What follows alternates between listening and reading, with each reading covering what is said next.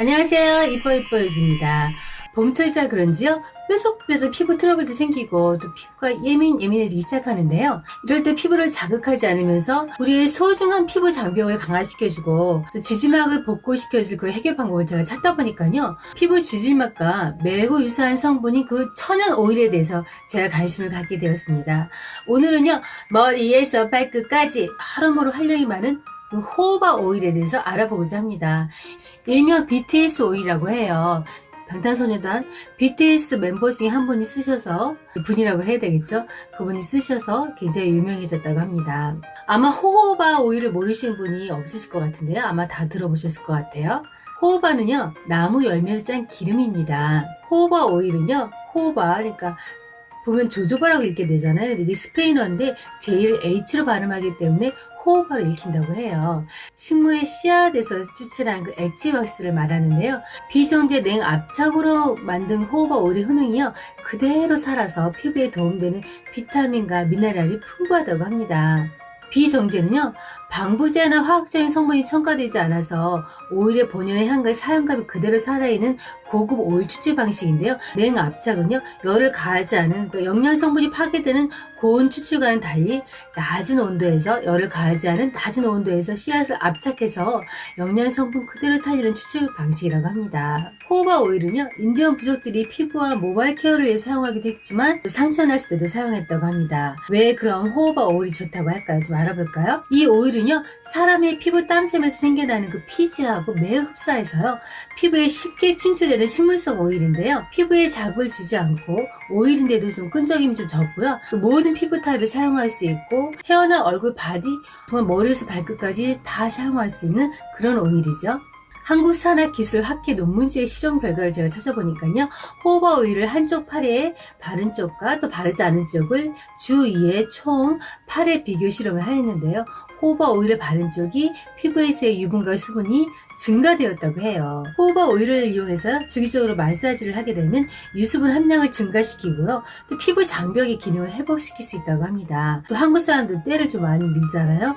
때를 밀지 않으면 정말 모욕을 안 한 것 같아서 때를 많이 미는데요, 때를 밀다 보면 피부 장벽이 손상이 되고 또 피부의 수분이 또 감소가 되잖아요. 이럴 때 호호바 오일을 사용해 주시면요, 피부 장벽 복구에 도움이 된다고 합니다. 또 호호바 오일이 안전하다고는 하지만요, 부작용도 있거든요. 부작용은 피부가 빨갛게 달아오는 등 또 피부 트러블이 생기신 분도 계시다고 해요. 그러니까 호호바 오일을 사용하시기 전에 테스트를 해보시고 사용하시면 좋을 것 같습니다. 그렇다면요, 호호바 오일의 효능이 어떤 것이 있는지 좀 알아볼까요?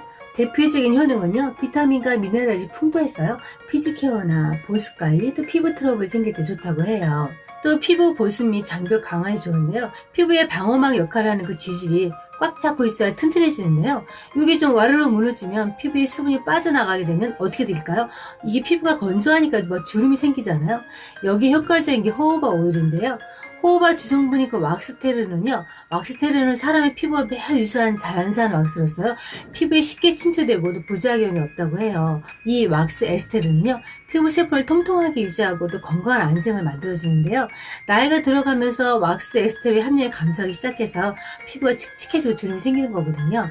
이럴 때 이 왁스테르는요, 피부의 피지와 유사한 분자 구조로서요, 지질을 보충해서 피부 장벽을 튼튼하게 하고 또 수분이 빠져나가지 않게 해서 보건시키는 작용을 하게 되잖아요. 그러니까 우리의 소중한 피부 장벽을 회복시켜주는 거죠. 이제 점점 햇살도 따가워지기 시작하잖아요. 이 햇빛을 받고 난 후 자외선으로 인해서 예민해진 피부 손상을요, 열감을 내려주고 또 손상된 피부에 회복시켜주고요, 또 재생시켜준다고 해요.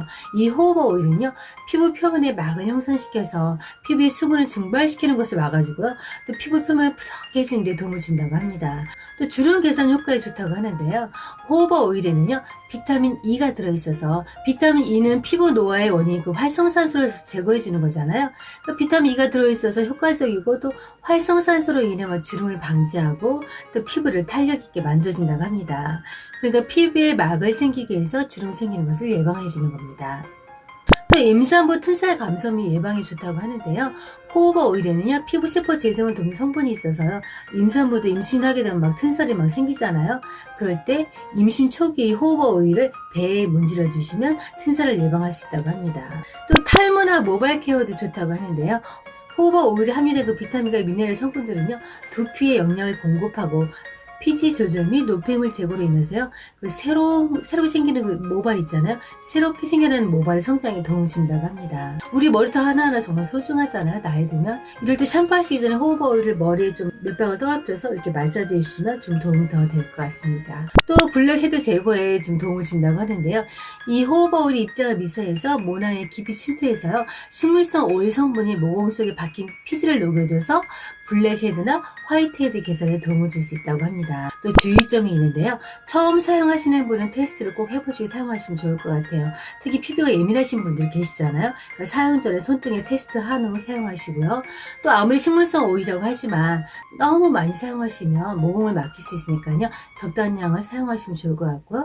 또 제품 구매하실 때 비정제 냉압착 추출 방식인지 좀 보시고 구매하시면 좋을 것 같습니다. 또 지성 피부, 모든 피부 맞다고 하지만 지성 피부나 트러블이 많은 피부는 좀 조심하셔야 될 것 같고요. 제가 다음 편에는요, 호호바 오일을 어떻게 활용할 수 있는지 좀 시연을 해볼까 합니다. 다음 편도 같이 시청해 주시고요. 오늘 호호바 오일에 대해서 알아봤는데요. 조금이라도 도움이 되셨다면요, 좋아요, 구독 부탁드리겠습니다. 여러분의 좋아요, 구독이 저에게 힘이 되는 거 아시죠?